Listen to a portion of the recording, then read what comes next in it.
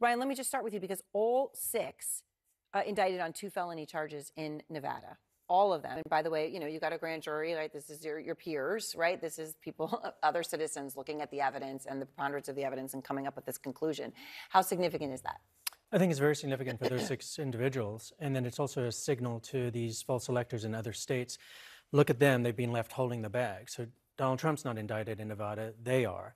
And I think it means there's a lot of pressure on them. Do they want to try to cooperate? Do the folks in Georgia want to try to cooperate? And in Nevada, there's now, the idea behind the indictment is that they only had 8 days left before the statute of limitations ran. So we have to kind of like watch this space. But in a week from tomorrow, could others be indicted? Could these individuals try to cooperate in order to have that happen? In other words, it may not just be 6. That's right. Okay. All right, which is crucial. Congressman Kinzinger, among those 6, of course, is the state Republican chair. Yeah. Michael McDonald. Ken was just talking about it. Now, Michael McDonald is close to former President Trump. He's introduced him at rallies. In fact, at a recent rally he did, right? So he's continued to, right? This is just in October, end of October. So what's your reaction to an indictment like this? And what does it do to someone like McDonald? Chair of the Republican Party in a state, now indicted on a felony count by his peers. Yeah, I mean, look, the Republican Party structure, and for that, in all honesty, the Democratic Party structure too. Party structures don't mean anything anymore. They really have no power. But symbolically, that's huge. He's close to Donald Trump. He introduced him.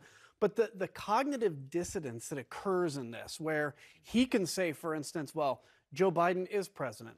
And then they say, well, was Joe Biden elected president? Well, Joe Biden is president. It's like, first off, if you believe an election was stolen, you should be yelling it from the rooftops.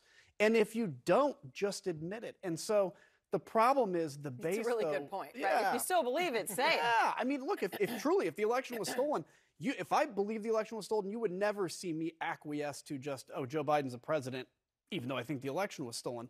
So the reality of it is every little piece, and this is important for justice because we have to send a message that even though the coup failed, it was still a coup attempt. But there's so much cognitive dissonance within the base to say like, oh, this guy's out fighting for us, even if he admits that Donald Trump never won.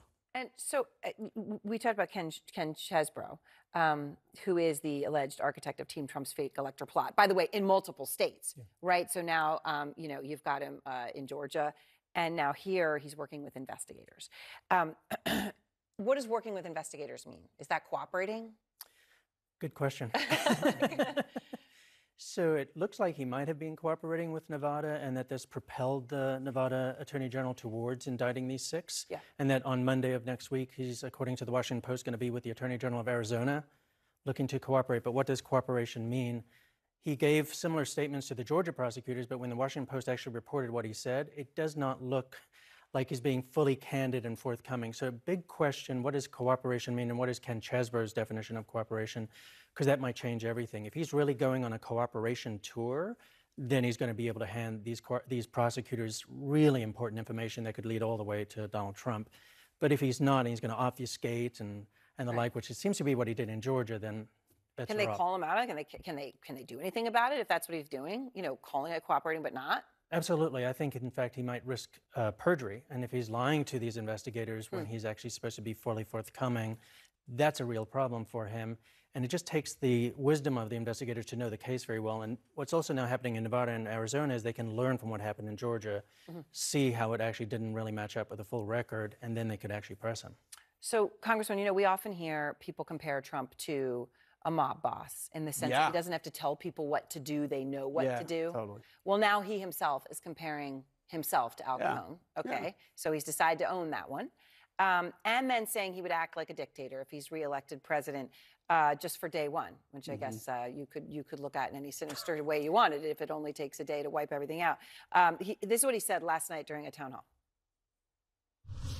To be clear, do you in any way have any plans whatsoever, if reelected president, to abuse power, to break the law, to use the government to go after people? You mean like they're using right now? So, under no circumstances, you are promising America tonight, you would never abuse power as retribution against anybody. Except for day one. Except Look, what? he's going crazy. Except for day one. Meaning? I want to close the border, and I want to drill. That's not retribution. I'm going to be I'm going to be, you know, he keeps, we love this guy. He says, you're not going to be a dictator, are you? I said, no, no, no, other than day one. We're closing the border, and we're drilling. After that, I'm not a dictator. Okay, it went back. It was 5 minutes. Yeah. He never actually gave a real answer to the question. Believe him. How many times do we have to go through this exercise of Donald Trump says something, we don't take it seriously, and then he does the very thing he said. Sean Hannity here is trying to give him on a silver plate an opportunity to try to stop all these rumors about dictatorship, because Hannity's question wasn't, are you going to? It's like, you're not going to, right? All he wants him to say is yes. He just wants, like, give me the kiss-off answer and let's move along. Yeah, and Donald Trump can't help himself, because to him and to his base and to that laughing, adoring crowd, answers like that are admirable. They're funny. They're great because he's owning the libs. This is the definition of danger to democracy. And while I can't turn the people that are probably watching him in that town hall, they'll probably vote for him no matter what. It's the people in the middle that are considering Donald Trump because of the economy or whatever. Those are the people that have to recognize the serious things at stake here. Donald Trump, when he says things like, I'll be a dictator on day one, he means it. He's not joking. All right. Thank you both very much.